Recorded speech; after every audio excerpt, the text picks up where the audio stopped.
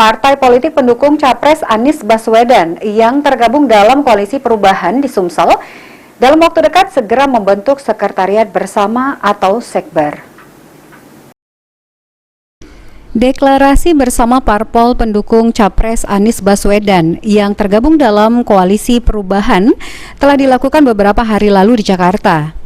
Menindaklanjuti hal tersebut, maka dalam waktu dekat parpol pendukung mantan Gubernur DKI Jakarta di Sumsel khususnya akan melakukan pertemuan.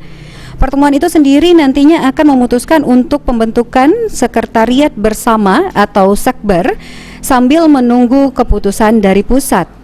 Sekretaris DPW Nasdem Sumsel, Syamsul Bahri, mengungkapkan menurut rencana deklarasi dukungan terhadap Anies Baswedan sebagai calon Presiden RI dilakukan secara nasional pada tanggal 10 April mendatang. Ya, rencana deklarasi secara nasional tanggal 10 rencana. Setelah itu baru kita adu kesepakatan. Mau manu di Sumsel, mau manu di provinsi. Tidak, mereka semuanya kan ada DPD, DPW, DPP. Itu aja. Sementara itu, Jubir DPW PKS Sumsel Saipul Padli mengungkapkan jika DPW PKS Sumsel sudah siap membentuk Sekber pemenangan Anies Baswedan sebagai Presiden RI berikutnya jika pusat menginstruksi.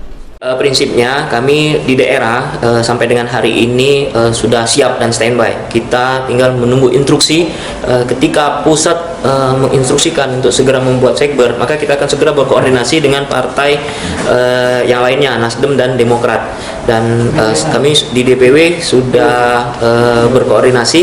Prinsipnya kita akan menindaklanjuti setiap kebijakan yang dari pusat turun ke daerah. Termasuk salah satunya adalah membentuk tim kecil di daerah.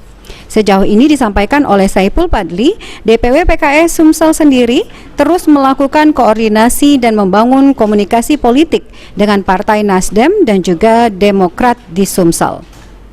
Firman Hidayat, PAL TV.